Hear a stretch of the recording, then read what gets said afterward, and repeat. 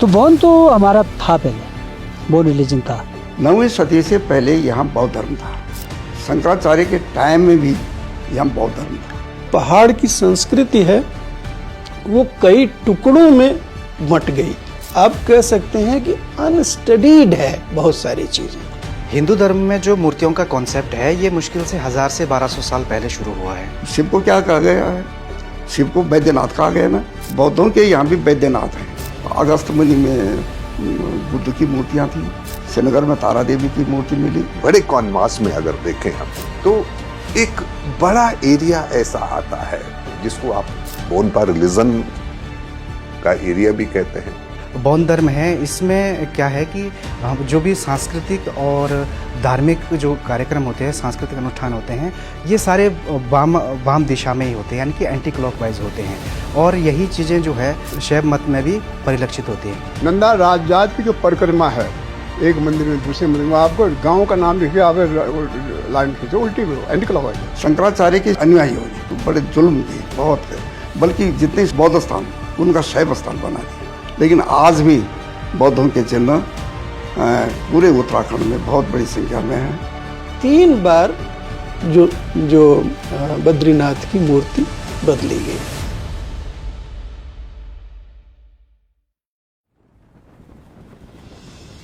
हिमालय, हिंदू देवी देवताओं की भूमि। यहाँ की पवित्र नदियों में, विराट पर्वतों और जंगलों में हिंदू धर्म के सर्वोच्च देवों का वास है। यहाँ पर भारत के 4 पवित्र मठों में से एक बद्रीनाथ मौजूद हैं, तो यह महादेव शिव की भूमि भी है। लेकिन हिमालय के भूगोल में महज हिंदू धर्म के ही निशान नहीं मिलते। आज से महज 1500 साल पहले यहाँ का समाज आज से बिल्कुल अलग था। यहाँ थे ऐसे धर्म जो बिल्कुल अलहदा थे, ऐसे धर्म जो वक्त के साथ यहाँ फूले फले और फिर एक दिन अपने निशानों को छोड़कर यहाँ से चले गए। लेकिन निशान आज भी उनके यहाँ वहां बिखरे पड़े हैं, और उन निशानों में सबसे महत्वपूर्ण है सैकड़ों साल पुरानी इंसानी कब्रें। ऐसी कब्रें जो 1000 से 2000 साल पुरानी हैं, चाहे फिर कब्रें हों या गुफाओं में मौजूद नरकंकाल।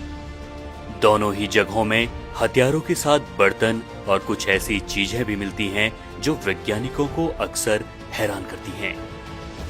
इन्हीं पुराने धर्मों के निशानों को तलाशने हम जाएंगे हिमालय के अलग अलग इलाकों में। हम तलाशेंगे उन सवालों के जवाबों को जिनके जवाब छुपे हुए हैं, इतिहास की उन कब्रों में जिन्हें अभी तलाशना बाकी है। हम उन सवालों का जवाब भी तलाशने की कवायद करेंगे कि आखिर क्या वजह है कि तिब्बत, हिमाचल, नेपाल और उत्तराखंड में मिलने वाली कब्रें बिल्कुल एक जैसी क्यों हैं?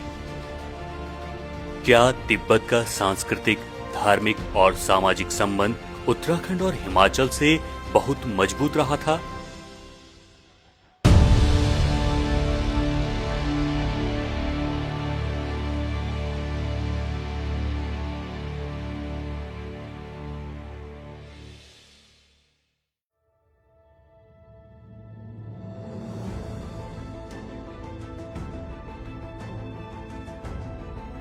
डॉक्टर नोब्रू हिमाचल की लाहौल स्पीति में 4500 मीटर ऊंचाई पर मौजूद खिब्बर गांव में एक जरूरी काम में व्यस्त हैं। वो यहाँ पर नरकंकालों की खोज कर रहे हैं। उन्हें और उनकी टीम को यहाँ पर 2015 में एक पूरा का पूरा नरकंकाल मिल चुका है, जिसकी उम्र कार्बन डेटिंग में लगभग 1300 साल पुरानी आई है। ऐसे कई नरकंकाल यहाँ मौजूद हैं। खास बात यह है कि इन नरकंकालों के साथ यहाँ पर बर्तन, जानवर और अन्य सामान भी मिलते हैं। कहीं भी किसी भी कम्युनिटी में मंदिर तो बाद में बनता है, पहले लोग रहते हैं। उस थ्योरी को लेकर के हमने कुछ फाइंडिंग्स शुरू की। तो एक दिन किब्बर में हम घूम रहे थे, तो एक बुजुर्ग है श्री पलदन जी, उन्होंने बताया कि यार मेरे वहाँ पर भी कुछ है। जब वो मुझे ये दिखाने ले आए तो मैंने यहाँ पर गड्ढे देखे, फिर उसके आसपास वैसे ढूंढने लगे तो आपके पोट्री शॉट्स काफ़ी मिले। तो उनको ले करके मैंने गढ़वाल यूनिवर्सिटी, अपने जो श्रीनगर यूनिवर्सिटी है वहाँ से बात किया था, उनसे बात हुई। फिर उसके बाद उन्होंने टाइम फिक्स किया, 2015 में इसका एक्सकवेशन का डेट निकाला, फिर एक्सकवेट किए, तब ये ह्यूमन स्केलेटन और एक एनिमल स्केलेटन यहाँ पर निकला है। उसके बाद उन्होंने कार्बन डेटिंग के लिए वो जो भी यहाँ से स्केलेटन के साथ जो भी चीज़ें मिले, पोट्री, कुछ गड़े वगैरह जो भी उस स्केलेटन के साथ उस समय दफनाया गया था, वो सारे ले करके यूनिवर्सिटी गए। यूनिवर्सिटी वालों ने इसका कार्बन डेटिंग की और बाद में ये मुझे याद है 1300 कुछ साल का ये डेट आया, 1300 साल पहले ये दफनाया गया था यहाँ पे। स्पीति घाटी की ही तरह नरकंकाल और बर्तन उत्तराखंड, तिब्बत और नेपाल के कई इलाकों में भी मिलते हैं। इसी तरह उत्तराखंड के मलारी और नेपाल की सीमा पर काली नदी के दक्षिण में मौजूद छांगरू में भी गुफाओं में सैकड़ों नरकंकाल मौजूद हैं। खोजकर्ताओं को ऐसे ही नरकंकाल नेपाल के मस्तांग की गुफाओं में भी मिले हैं और वेस्टर्न तिब्बत के पठारों में भी। जब मैं बहुत सारी साइट्स को स्टडी कर रहा था तो तब मैंने पहली बार उनको अपनी थीसिस में 87 में मेंशन किया था कि किन्नौर में बहुत सारी ऐसी साइट्स हैं जिनको हम कंपेयर कर सकते हैं मलारी के साथ। किब्बर थोड़ा उसमें लेट आता है, लेकिन उसमें जो इम्पोर्टेंट साइट्स थी वो थी कानम और लिप्पा और स्पू, ये कुछ इम्पोर्टेंट साइट्स थी। ये मोस्टली ये जो साइट थी ये सारी हैबिटेशनल साइट्स हमको कम मिली वहाँ पे हमको बरियल साइट्स मिली है, यानी जहाँ पे उन्होंने अपने मृतकों को दफनाया था।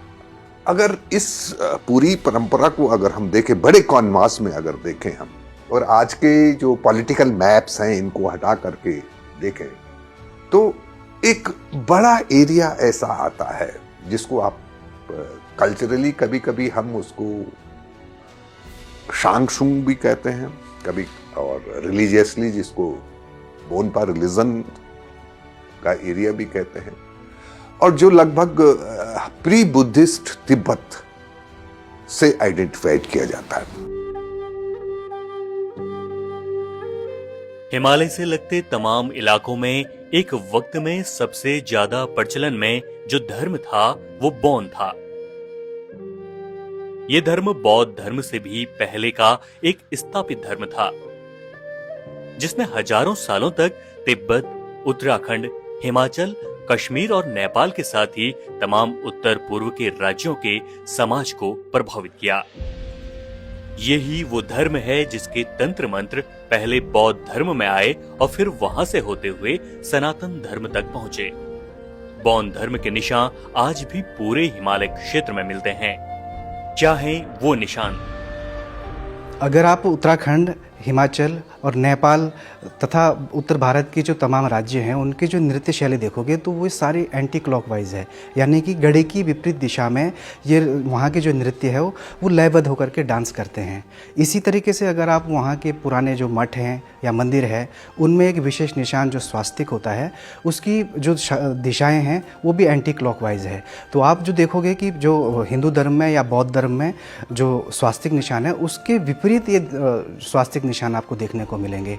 और जैसा कि आप देखेंगे कि कैलाश की जो मानसरोवर यात्रा है या 12 साल में जो लगने वाली नंदा राज जात यात्रा है ये भी वामाचार होती है। तो कुल मिलाकर के जो बौद्ध धर्म है इसमें क्या है कि जो भी सांस्कृतिक और धार्मिक जो कार्यक्रम होते हैं, सांस्कृतिक अनुष्ठान होते हैं, ये सारे वाम दिशा में ही होते हैं, यानी कि एंटी क्लॉकवाइज होते हैं। और यही चीज़ें जो है शैव मत में भी परिलक्षित होती है। कैलाश यात्रा मार्ग का उल्लेख स्कंद पुराण के मानस खंड के कुर्मांचल पर्व नाम के अध्याय 11 में दिया गया है, जिसमें बताया गया है कि कैलाश यात्रा का मार्ग शारदा या काली नदी के किनारे होते हुए टनकपुर से लोहाघाट, सरयू नदी को पार कर पाताल भुवनेश्वर, रामगंगा नदी पार कर ध्वज मंदिर से काली व चौलजीवी होते हुए धारचूला, चौंदास, ब्यास होते हुए कैलाश मानसरोवर तक पहुंचती है। वापसी में राकसताल, खोजरनाथ होते हुए नंदा पर्वत पहुंचती है और वहां से बैजनाथ, वृद्धगंगा होते हुए ज्वाल्पा धाम में खत्म होती है। ये पूरी यात्रा घड़ी की उल्टी सुई की दिशा में होती है। इसी तरह नंदा देवी राजात यात्रा भी पूरी तरह से एंटी क्लॉकवाइज आयोजित होती है।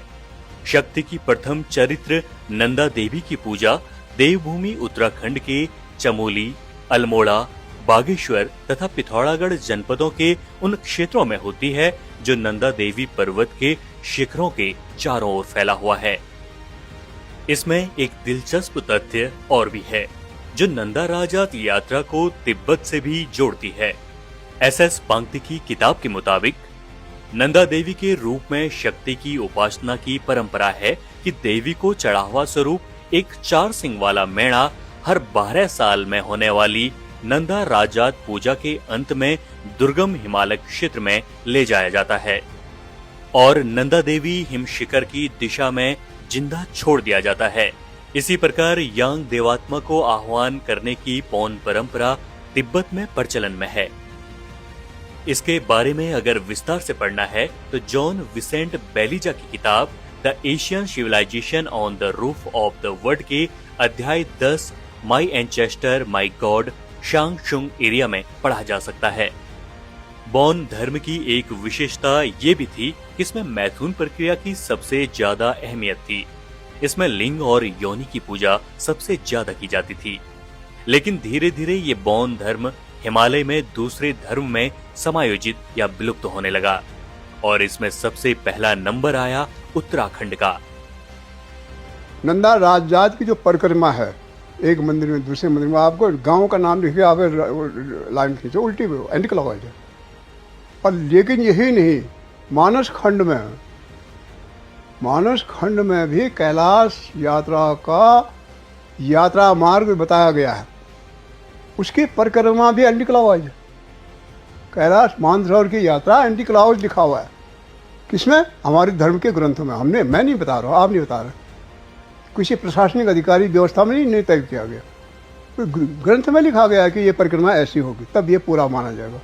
यहाँ से चंपावत से होके लीपू लेक से क्रॉस करके कैलाश जाना है, खोजरनाथ जाना है, वहाँ से कैलाश ये कहते हैं आपको बद्रीनाथ आके तप्तकुंड में स्नान करना है, तर्पण देना वहाँ से आके अंत में आपका ये ज्वालपा धाम में संपन्न होता है।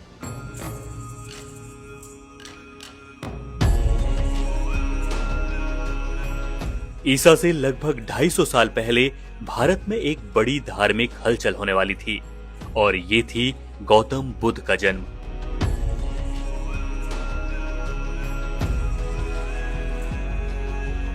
धीरे धीरे पूरा भारतीय उपमहाद्वीप बौद्ध धर्म के अधीन आने लगा। भारतीय उपमहाद्वीप के छोटे बड़े शासकों के बौद्ध धर्म अपनाने से उसका विस्तार भारतीय उपमहाद्वीप के बाहर चीन, जापान, श्रीलंका के साथ ही तमाम दक्षिण पूर्व के देशों तक हो गया। ये वक्त सम्राट अशोक के मौर्य वंश का था, यानी ईसा से लगभग 200 से 150 साल पहले। सम्राट अशोक ने अपने शासनकाल में देहरादून के नजदीक कालसी में अपने शासन का एक शिलालेख स्थापित कराया था। उत्तराखंड में उस वक्त कुलिंद शासकों का शासन था जो अशोक के मौर्य साम्राज्य के मांडलिक राजा थे। लेकिन जल्द ही बौद्ध धर्म के भीतर ही तमाम अंतर विरोध भी दिखने लगे और इसी दौर में बौद्ध धर्म में एक नई शाखा महायान निकली।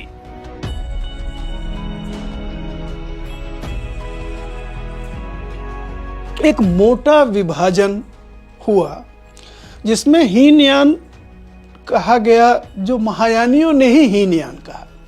हीनयानी स्वयं को थेरवादी कहते थे।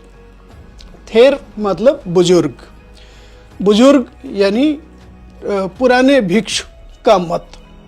जो महायानी जो लोग थे, एक बेसिक फर्क ये था कि महायान में सब लोग मुक्त हो सकते हैं, जबकि जो थेरवाद में ये था कि मुक्त जो है वो केवल जो गृहत्यागी है, जो पूरे परिवार को सब कुछ सर्वस्व छोड़कर आया है, वही कठिन प्रयास के जरिए अरहत हो सकता है। अरहत होना ही जो हीनयान की या हीनयान के पूरी धारा में आने वाले, थेरवाद की धारा में आने वाले कई पंथों का उच्चतम बिंदु है कि वो अरहत हो सकते हैं। अरहत का अर्थ है उस पार चला गया, इस पार से उस पार चला गया। वो जीवित है लेकिन वो इस पार से उस पार जा चुका है। तो ये आप कह सकते हैं कि कम लोगों को लेकर आगे बढ़ने वाला, कम लोगों को मुक्ति की दिशा में ले जाने वाला ये हीनयान है। जबकि महायान के लोगों का कहना था कि हर किसी के अंदर बुद्ध होने की संभावना है, हर कोई मुक्ति का राही हो सकता है।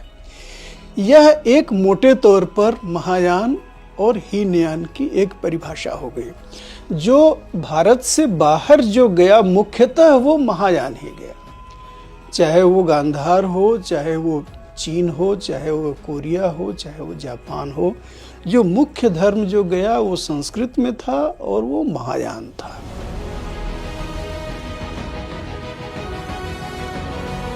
धीरे धीरे उत्तराखंड, हिमाचल, कश्मीर, बिहार, उत्तर प्रदेश समेत पूरे भारत में महायान शाखा प्रचलित होने लगी। इसी दौर में उत्तराखंड और तमाम जगहों पर बौद्ध मंदिर और मूर्तियों का निर्माण किया गया। ऐसा इसलिए हुआ क्योंकि बौद्ध धर्म की मूल शाखा, जिसको हीनयान या थेरवाद भी कहते हैं, उसमें बौद्ध के मंदिर और मूर्ति पूजन पर प्रतिबंध था। इसलिए महायान शाखा ने ही भारत में पहले पहल देवता और देवियों की मूर्ति निर्माण और उन्हें स्थापित करना शुरू किया। हिंदू धर्म में जो मूर्तियों का कॉन्सेप्ट है ये मुश्किल से 1000 से 1200 साल पहले शुरू हुआ है।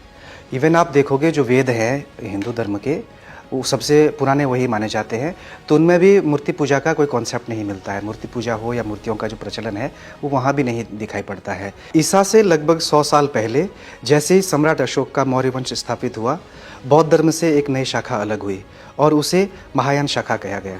जब चीनी यात्री फाहियान और उसके बाद हिंदुस्तान भारत आया, तब तक भारत से बौद्ध धर्म की हीनयान शाखा पलायन करके श्रीलंका समेत साउथ ईस्ट एशिया के देशों में चली गई थी। ईसा पूर्व लगभग 200 साल के बाद का समय भारत में महायान का वक्त है। नालंदा और तक्षशिला महायान शाखा के दौर का ही वक्त है। यही तंत्र मंत्र के चरम का भी वक्त है। यही पूरी दुनिया में एक संगठित धर्म था जिसमें मूर्ति कला का जो कॉन्सेप्ट शुरू हुआ था। और इसमें भी सबसे पहले बुद्ध की मूर्तियां नहीं बनी थी, बल्कि सबसे पहले या तो बुद्ध के पैर बने थे या फिर जो स्थानीय देवी देवता थे उनकी मूर्तियां बनना शुरू हुई थी। और धीरे धीरे ये आगे विस्तार करते गया है। और इसी जो हीनयान महायान से जो एक शाखा निकलती है, वज्रयान शाखा, और यही वज्रयान शाखा पूरे उत्तराखंड और हिमाचल में भी एक समय अपने चरम पर थी।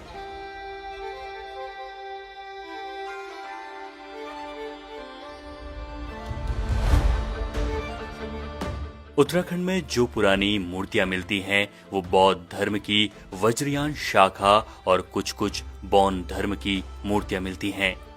हिमाचल की लाहौल स्पीति से लेकर उत्तराखंड और नेपाल में जो भी 1300 साल पुराने मानव अस्थियां मिलती हैं वो उसी बौद्ध धर्म की वज्रयान शाखा या बौद्ध धर्म की अंतिम संस्कार के बाद दफनाए गए मानव के मिलते हैं। इसलिए ही उन दफनाए गए मानव कंकाल के साथ बर्तन और जानवरों की हड्डियां भी मिलती हैं। इसमें कई जगह तो ये प्रचलन भी था कि मरे इंसान के साथ उसका जिंदा नौकर और जिंदा जानवरों को भी दफना दिया गया। ये एक बौद्ध अंतिम संस्कार था जो बाद में बौद्ध धर्म की वज्रयान शाखा में भी आया, जिसमें स्वर्ग जाने की परिकल्पना के तहत मृत व्यक्ति को कोई असुविधा न हो, इसलिए उसके जिंदा नौकर और याक के साथ बर्तन, सोना चांदी भी दफनाए जाने की परंपरा थी।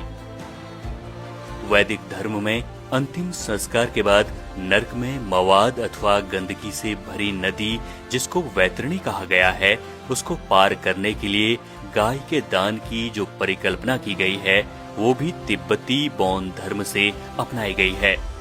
बौद्ध धर्म में मृत व्यक्ति को ग्लेशियर पार करने के लिए चंवर गाय की परिकल्पना की गई है। बाद में ये ही अंत्येष्टि संस्कार बौद्ध धर्म से होते हुए वैदिक धर्म तक पहुंचा। बौद्ध धार्मिक साहित्य की ही बात करें तो ईस्वी की पहली शताब्दी में बौद्ध धर्म के बड़े दार्शनिक और सौंदर्य नंद महाकाव्य लिखने वाले अश्वघोष ने गौतम बुद्ध के हिमालय में आने और उनके यहाँ किरातों को देखने का उल्लेख किया है। सुवर्ण गौराश किरात संघा मयूर पत्रो ज्वलगात्र लेखा शार्दुलयात प्रतिमा गुहाव्यो निस्पेत रुद्रकार इवाचलश। उत्तराखंड के चंपावत जिले के दक्षिणी सीमा पर ब्यानधुरा, सेनापानी और सुदली मठ के जंगलों में शुंग साम्राज्य के दौरान के बौद्धकालीन स्तूप के खंडहर आज भी हैं। कहा जाता है कि बुद्ध की हिमालय यात्रा यहीं से शुरू हुई थी। इसी तरह मानस खंड के रामेश्वर महामात्य में चंपावत के बालेश्वर मंदिर के समीप कैलाश यात्रा मार्ग पर बौद्ध तीर्थ का साफ उल्लेख मिलता है। इतिहासकार इस बात से एक मत हैं कि अशोक मौर्य के शासनकाल में हिमालय में धर्म प्रचार के लिए मज्जियम भिक्षु के नेतृत्व में 5 भिक्षु भेजे गए थे। पिथौरागढ़ के गंगोली हाट और कासनी में बुद्ध संबंधी 2 लघु मूर्तियां 13वीं सदी के आसपास की हैं। गंगोली हाट के जांदवी नौले में मिला शिलालेख के अनुसार 1206 से 1275 ईस्वी तक यहाँ पर बौद्ध विहार हुआ करता था। गंगोली हाट की तरह विष्णु की दशावतार मूर्तियां पिथौरागढ़ में कासनी, मरसौली, पित्रोट, पांडेगांव, थल के बालेश्वर और अस्कोट के देवल में भी पाई जाती हैं। नेपाल में उक्कू और गढ़वाल में आदि बद्री में भी ये मूर्तियां हैं। इन मूर्तियों के 4 भाग हैं, जिनके सबसे ऊपर बुद्ध अंकित हैं। इसी शैली की नारायण मूर्ति बद्रीनाथ, ध्यान बद्री और भविष्य बद्री के मंदिरों में भी हैं। उत्तराखंड के लोग 8वीं सदी तक पार्वती, लक्ष्मी, ब्रह्मा, श्री कृष्ण और राम और तमाम वैदिक धर्म के आराध्यों से परिचित नहीं हो पाए थे। उनके अपने स्थानीय देवता और देवियां थी, जिसमें मुख्य रूप से नंदा, तारा और डाकनी थी। उत्तराखंड में जो भी अधिकांश पौराणिक मंदिर हैं, उन्हें इतिहासकारों ने बौद्ध मठ माना है। बौद्ध धर्म की महायान शाखा के तहत ये तमाम देवता और देवियां एकजुट थी, लेकिन बाद के सालों में ये ही बौद्ध मूर्तियां या तो बाहर फेंक दी गई या उन्हें बाहर मंदिर के मुख्य गेट पर स्थापित कर द्वारपाल बना दिया गया। ज्यादातर मंदिरों को शिव मंदिर में बदल दिया गया। कि बौद्धों के 2 प्रकार से लहर चली यहाँ। पहली लहर तो चली कौशल देश से। हम लोग जो थे कौशल देश के उत्तर में थे। उत्तराखंड जो था कौशल देश के उत्तर में था। तो पहली लहर तो कौशल देश से चली, क्योंकि बुद्ध के कार्यभूमि कौशल देश ही था। तो पहली लहर वहाँ से चली, जो हमारे क्या कहते हैं उसके ये उत्तराखंड के दक्षिणी हिस्से में चली, जिसकी पाषाण मूर्तियाँ हमको मिलती हैं और वही आदिकालीन मूर्तियाँ मिलती हैं। दूसरी लहर चली तिब्बत से चली और वो 10वीं 11वीं की बात चली, और उसमें जितनी मूर्तियाँ हैं वो पाषाण की नहीं हैं, वो धातु की है। और उसमें वैद्यनाथ के रूप में, माने बुद्ध हैं वो वैद्यनाथ भी हैं। शिव को क्या कहा गया है? शिव को वैद्यनाथ कहा गया ना। तो बौद्धों के यहाँ भी वैद्यनाथ हैं और उनको कहते हैं भैषज्य गुरु। कोरिया, चीन, जापान में जो बुद्ध की मूर्तियाँ मिलती हैं वो भैषज्य गुरु के रूप में हैं। उनके बाएं हाथ में ऐसे कटोरा होगा। और मैंने सबसे पहले जब लाता में ये मूर्ति देखी तो मैंने पंडित जी से पूछा, और लाता में नंदा देवी मंदिर में, मैंने कहा काहे की मूर्ति है ये जो बाहर से है? उन्होंने कहा सब द्वारपाल की है। तो मैंने कहा मैं जब थोड़ा सा किसी चीज़ से इसको साफ कर सकता हूँ तो वह कर दीजिए। तो किया मैंने, तो उसके नीचे लेख लिखा हुआ था तिब्बती भाषा में, और उसको मैंने सिक्किम के इंस्टीट्यूशन को भेजा था पढ़ने के लिए। तो उन्होंने भैषज्य गुरु, बुद्ध भैषज्य कहते हैं मेडिसिन, उसके भी गुरु हैं वो। तो हमारे यहाँ जो कल्पना ब्राह्मण धर्म में शिव की गई है वैद्यनाथ के रूप में, तिब्बत बौद्धों के यहाँ भी उनको भैषज्य गुरु मान। तो कटोरे को मैंने पहले भिक्षा पात्र समझा था, लेकिन जब एक्सप्लेनेशन हो गया तो वैसे उसमें वो है दवाई हैं रखी हुई। तो इस रूप में ये लहर जो थी वो उत्तर से चली, तो बाद की लहर है, और जो दक्षिण से आई वो पहले वाली लहर है। और इसमें बहुत से उदाहरण 50 हैं। अगस्त महीने में बुद्ध की मूर्तियाँ थी, और ऊपर अभी ये दीपक बिंजौल एक लड़का, उसने मूर्ति किसी गांव में वो मंदिर है कोई, उसके भेजी, उसमें बुद्ध हैं, समझ गए। श्रीनगर में तारा देवी की मूर्ति मिली, अल्मोड़ा में भी तारा देवी जखेटा से मिली हैं, समझ गए। ये पहाड़ के अंदर की बात है। फिर दक्षिण में मन नक्काशीपुर है या मूर्धा जाइए तो यहाँ तो अनगिनत मूर्तियाँ हैं। तो हमारे यहाँ बुद्ध मूर्तियों की कमी नहीं है।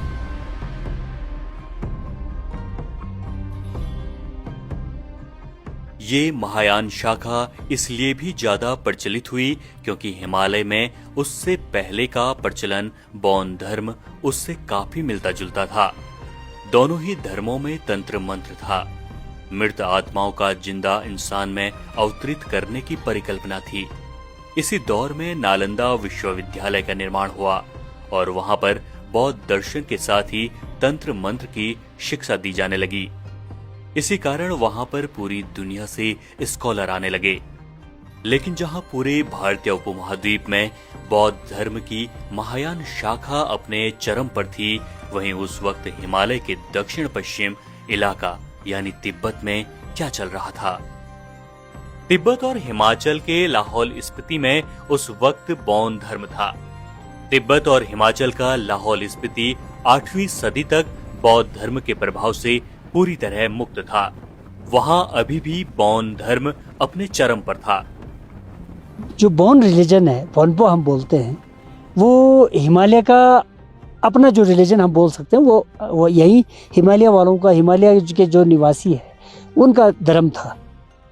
बौद्ध धर्म तो बाद में अपने इंडिया से आया है, वो श्रीलंका वगैरह होते हुए, तिब्बत होते हुए जा करके फिर स्पीति, अगर स्पीति की बात करें तो ये 10वीं शताब्दी में स्पीति आया है। तो बौन तो हमारा था, पहले बौन रिलीजन था।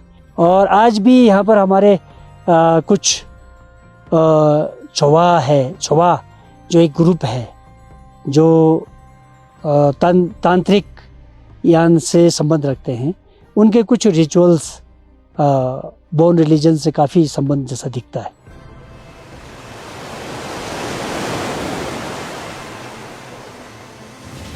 आठवीं और 9वीं सदी पूरे भारतीय उपमहाद्वीप के लिए सबसे महत्वपूर्ण वक्त है।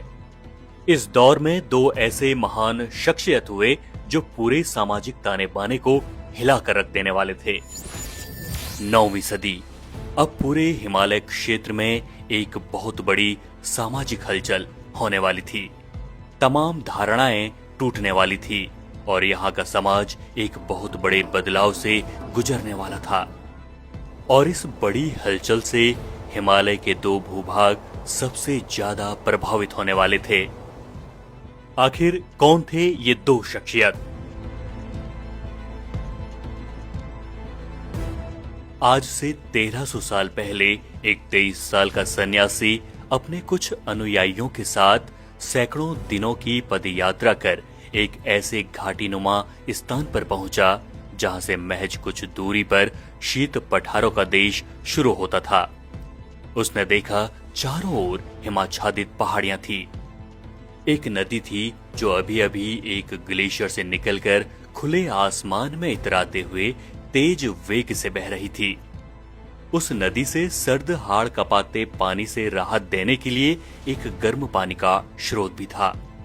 उस नवयुवक को यह भी पता चला कि वो जिस घाटी में खड़ा है वो हिमालय श्रृंखलाओं के बिल्कुल बीचों बीच मौजूद है।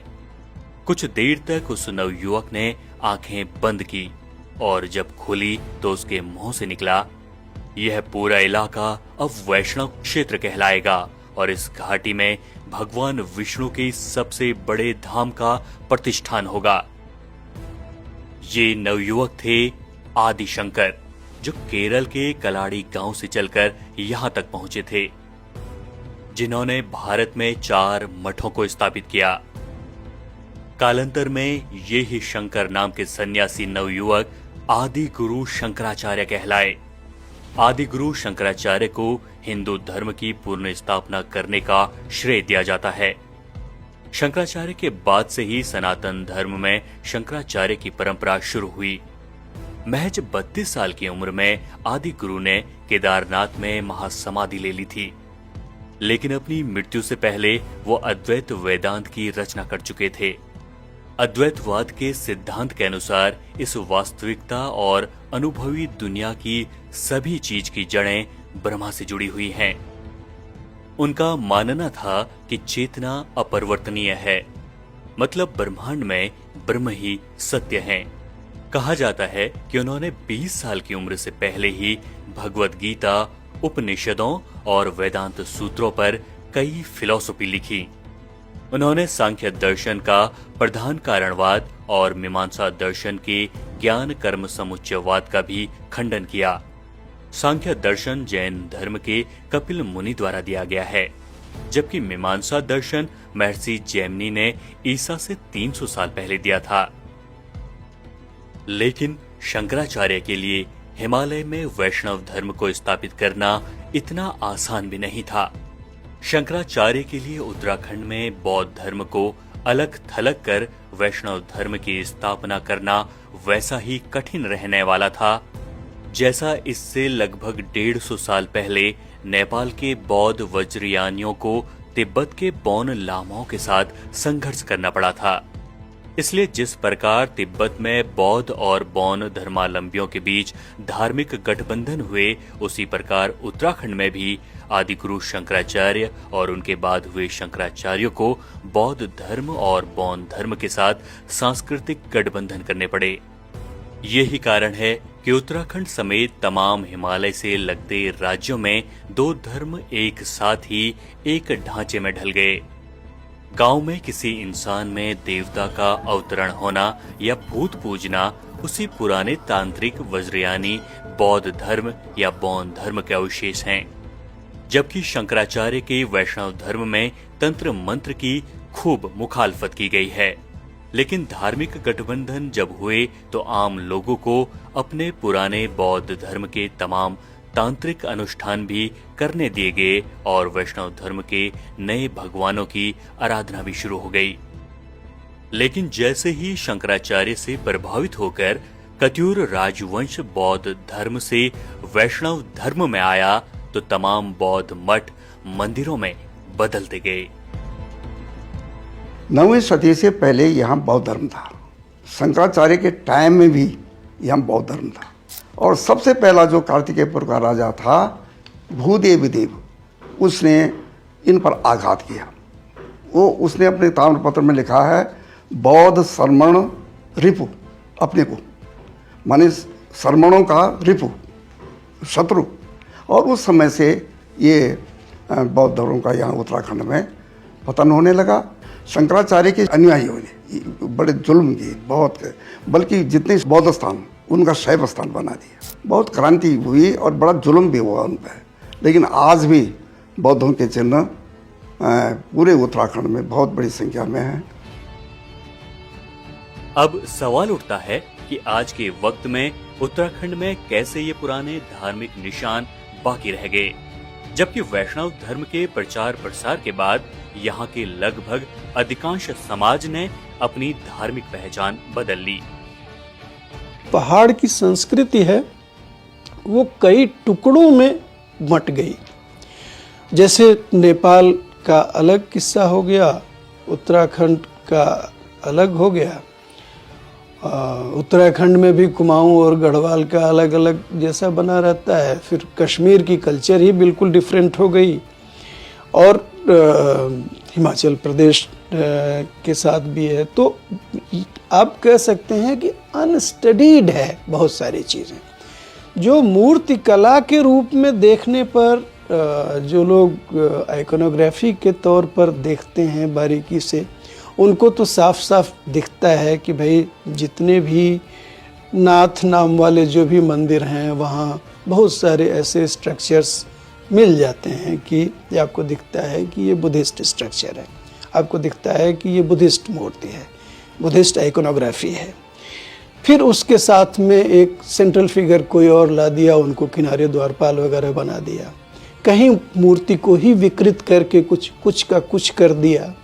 मेरा ऐसा मानना है और राहुल सांकृत्यायन ने भी ऐसा कहा है कि यही तिब्बती राज के आगे बढ़ने पीछे हटने की ही प्रक्रिया में 3 बार जो बद्रीनाथ की मूर्ति बदली गई। एक बार कोई और मूर्ति थी तो फिर अवलोकितेश्वर बुद्ध की मूर्ति आई, फिर अवलोकितेश्वर बुद्ध की मूर्ति को फेंक दिया, फिर दूसरी मूर्ति लगाया, फिर वो मूर्ति भी ढह गई किसी वजह से, फिर तीसरी मूर्ति लगाया। इसके बारे में भी राहुल जी का कहना था कि ये भी अवलोकितेश्वर की ही मूर्ति है, यह भी विष्णु मूर्ति नहीं है। ये राहुल सांकृत्यायन की इतनी तो आइकोनोग्राफी की समझ थी कि वो देख के बता सकते थे। निश्चित रूप से लगभग 1200 साल का वो विकृतीकरण है मूर्तियों का, और नेक नियति नहीं है। एक चीज को खुले दिमाग से देखा जाए कि ये क्या है, इस तरह देखने के बजाय यह मानकर कि आपने कोई धारणा बना लिया कि ये शंकर जी ही हैं या ये विष्णु जी ही हैं, ये कुछ और नहीं हो सकते, यह तो आइकोनोग्राफी की स्टडी का अच्छा तरीका नहीं हुआ। ठीक से पहले खुल के देखा जाए और उस तरह से डॉक्यूमेंटेशन किया जाए, तब अच्छे से पता चलेगा। आदिगुरु शंकराचार्य ने तो उत्तरी भारत के हिमालय वाली तरफ एक बड़ी धार्मिक हलचल पैदा कर दी थी। यहाँ का समाज अब बौद्ध धर्म को छोड़ वैदिक धर्म के अंदर समायोजित होने लगा था। कालांतर में यहाँ पर गोरखपंथ और नागपंथ का उदय हुआ। लेकिन वो कौन से दूसरे शख्स थे जिन्होंने हिमालय की दूसरी तरफ यानी तिब्बत में वैसी ही धार्मिक क्रांति कर दी थी जैसे आदिगुरु शंकराचार्य ने हिमालय के भारत वाली तरफ की थी।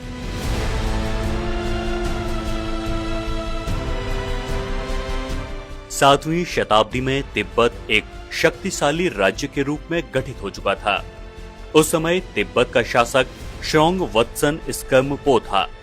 स्गम-पो बौद्ध धर्म को मानने वाला था, लेकिन उसने राजनीतिक कारणों से नेपाल के बौद्ध राजा अंशु वर्मन की पुत्री राजकुमारी भरकुटी से विवाह किया। इसके अलावा उसने चीनी सम्राट टाइटोशुंग की पुत्री वेनजेंग से भी विवाह किया। दोनों ही राजकुमारी बौद्ध अनुरागी थी। तिब्बती राजा स्गम-पो दोनों ही बौद्ध अनुरागी पत्नियों से प्रभावित हुआ और उसने बौद्ध धर्म अपना लिया। तिब्बती राजा ने अपनी रानियों द्वारा लाई गई पवित्र प्रतिमाओं को स्थापित करने के लिए तिब्बत में भव्य मंदिरों का निर्माण किया, जिसमें प्रमुख रूप से जोखांग मंदिर अत्याधुनिक प्रसिद्ध है। इसके अलावा राजधानी लहासा में पोटाला महल के अतिरिक्त कई बौद्ध केंद्र स्थापित किए, लेकिन उसकी जनता बौद्ध धर्म की अनुयायी नहीं बनी। तिब्बती जनता अभी भी बौद्ध तांत्रिक अनुष्ठानों से बहुत ज्यादा प्रभावित थी। आखिरकार राजा स्गम-पो ने विधिवत बौद्ध धर्म की स्थापना की। उसने बौद्ध धर्म की जन्मस्थली भारत से बौद्ध विद्वानों एवं बौद्ध साहित्य के लिए तिब्बत के द्वार खोल दिए।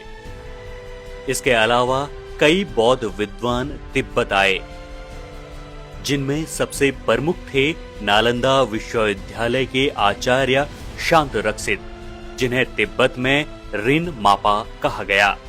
लेकिन इनकी हत्या बौद्ध धर्म को मानने वालों ने कर दी। इसके बाद नालंदा के ही तंत्र मंत्र विभाग के विभागा अध्यक्ष गुरु पद्मसंभव तिब्बत आए। ये तिब्बत में रिम्पोचे के नाम से प्रसिद्ध हुए। गुरु पद्मसंभव ने तिब्बत में बौद्ध लामाओं को तंत्र विद्या की खुली चुनौती दी। इन्होंने 747 ईस्वी में बौद्ध धर्माचार्यों को शास्त्र में हरा दिया। यहीं से तिब्बत में पहली बार जनता ने बौद्ध धर्म अपनाना शुरू किया। यही कारण है कि तिब्बत और नेपाल में गौतम बुद्ध के बाद गुरु पद्मसंभव या रिम्पोचे की सबसे ज्यादा पूजा की जाती है। गुरु पद्मसंभव और आदिगुरु शंकराचार्य द्वारा की गई धार्मिक क्रांति ने पूरे हिमालय के समाज को बदल कर रख दिया।